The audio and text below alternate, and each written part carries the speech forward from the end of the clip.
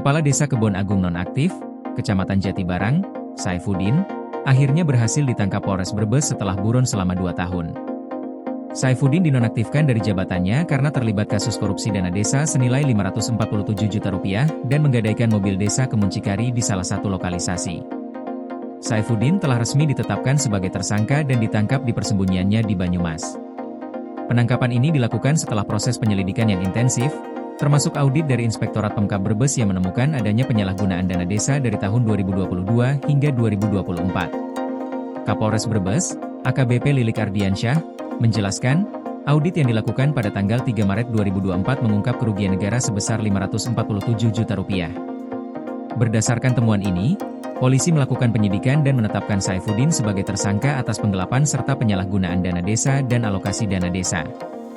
Selain penggelapan dana, tersangka juga menggadaikan mobil siaga milik desa senilai Rp47 juta kepada seorang muncikari di salah satu lokalisasi di Kabupaten Tegal. Mobil ini seharusnya digunakan untuk kepentingan masyarakat dan mendukung operasional desa, termasuk kegiatan darurat dan pelayanan publik. Tindakan menggadaikan aset desa tersebut menambah dimensi serius pada kasus ini, karena melibatkan penyalahgunaan fasilitas publik untuk kepentingan pribadi.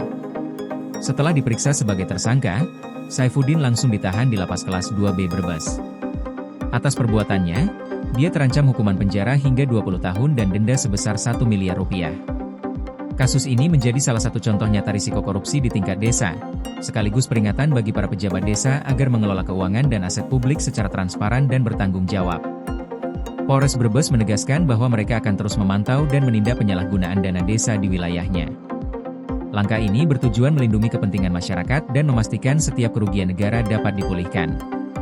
Selain itu, kasus Saifuddin juga menjadi pengingat bagi pemerintah daerah lain untuk meningkatkan pengawasan internal dan memperkuat sistem akuntabilitas dalam pengelolaan keuangan desa. Kasus ini menyoroti pentingnya integritas dan tanggung jawab dalam jabatan publik, terutama bagi kepala desa yang memiliki kewenangan langsung atas dana dan aset masyarakat. Pihak kepolisian dan pemerintah daerah mendorong seluruh aparat desa untuk mematuhi regulasi dan menjalankan tugasnya dengan jujur, agar pelayanan publik dan pembangunan desa dapat berjalan lancar tanpa merugikan masyarakat. Koordinasi PLN dengan TNGL jelang Hari Kesaktian Pancasila, listrik terbangun, alam tetap lestari. Panen perdana garam Aceh. PLN hadirkan energi untuk UMKM di momen menyambut Hari Kesaktian Pancasila.